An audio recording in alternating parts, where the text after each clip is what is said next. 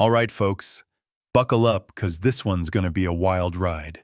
Welcome back to the Poorly Educated Podcast, Trump in the News Edition, where the headlines come in hotter than a skillet of bacon grease, and the jokes drip out slower than molasses on a January morning.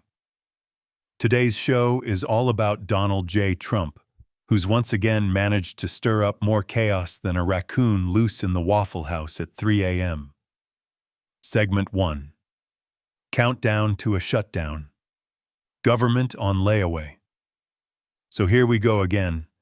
Trump's staring down another government shutdown, and this time he's blaming the Democrats like a kid blaming his little brother of breaking mama's favorite lamp. He says their budget is a $1.5 trillion wish list, which sounds less like a fiscal policy and more like a Walmart registry. Now, I don't know about y'all, but I can't imagine explaining to a federal worker that their paycheck's on hold 'cause the president's playing chicken with Chuck Schumer and Hakeem Jeffries. I mean, a shutdown? That's like when my cousin Earl swore off working till his boss recognized his constitutional right to nap. Guess what? Earl's still unemployed, and Trump's looking to put Uncle Sam in the same boat. Folks, if the government shuts down, it ain't Congress getting locked out. It's the mailman, the park ranger, and half the cafeteria ladies at the Pentagon. But hey, at least Trump'll still get to golf. Priorities. Segment 2. The Tylenol Autism Warning. Science with extra aluminum foil. Now let's talk about Trump's new science project with RFK Jr. Yep, the human embodiment of your uncle's Facebook feed. They stood on stage and told pregnant women that taking Tylenol might cause autism. Lord help us, y'all. Look, I ain't no doctor, but I know Tylenol's been keeping America alive through hangovers, fevers, and in-laws' Christmas dinners for decades. The American College of Obstetricians basically told Trump to sit down and hush. The WHO chimed in like, "Y'all done lost your minds." And stock in Tylenol's company tanked so fast, you'd think Trump was behind the wheel of a Tesla on autopilot. You want to talk irony? Untreated fever in pregnancy is a proven risk, but Trump's advice could make that worse.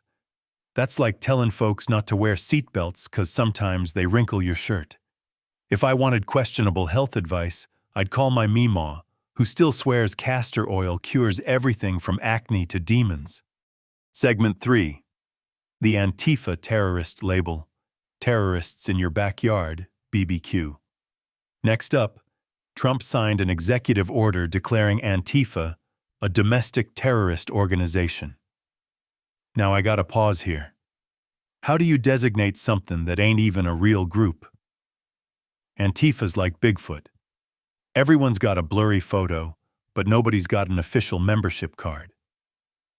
Legal experts say Trump doesn't even have the authority to do this. It's like me walking into my HOA meeting and declaring myself the sheriff of backyard grills. Sure, it sounds tough, but all it really means is I get to harass my neighbor Steve about burning his hot dogs. Civil liberties folks are worried this move just gives Trump an excuse to snoop on anyone with a Che Guevara t-shirt. And let's be honest, if Trump's calling you a terrorist, that's like being insulted by a possum. You're not sure it's accurate, but you're definitely mad about it. Segment 4. America First at the UN. Trump versus Global Group Project. Now Trump's gearing up for his big speech at the United Nations, where he's gonna tell world leaders that America don't need 'em no more. He's calling the UN ineffectual and feckless, which are big words for a man who once called Tim Cook Tim Apple.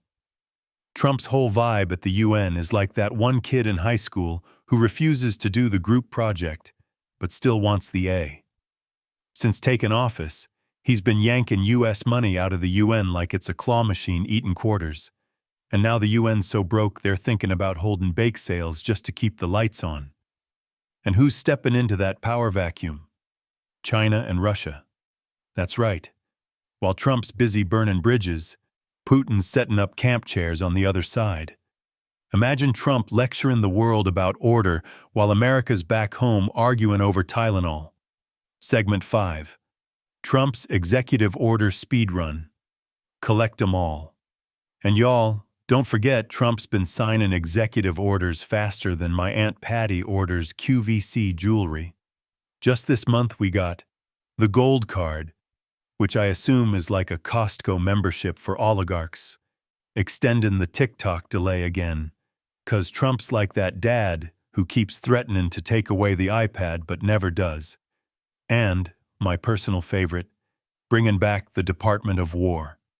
Yep, he straight up dusted off a department that sounds like it belongs in a medieval video game. Next thing you know, he'll reestablish the Pony Express. Honestly, Trump's making executive orders like he's flipping through late-night infomercials. But wait. There's more. Order today and we'll throw in tariffs, rail disputes, and an America First tote bag. Segment 6. Wrapping up. The Trump circus never leaves town. So there you have it, folks. In just one day, Trump managed to flirt with a government shutdown, scare pregnant women out of taking Tylenol, declare a phantom group a terrorist organization, and prep for a UN speech where he'll probably tell Macron his tie looks cheap. It's like a three-ring circus, except the elephants are in Congress and the clowns are in the Oval Office. What's wild is, all this chaos ain't even an accident. It's the brand. Trump thrives on stirring the pot, tossing in some conspiracy seasoning, and serving it up like a crock-pot stew nobody asked for. And us? We keep eating it 'cause, well, it's the only thing on the menu. Tune in next time, where I'll explain why my cousin Daryl thinks Trump's Gold Card is the ticket to free gas at Buc-ee's. Spoiler alert, it ain't. That's the Poorly Educated Podcast, Trump in the News Edition. And remember, stay poorly educated, 'cause the more you know, the less sense this all makes.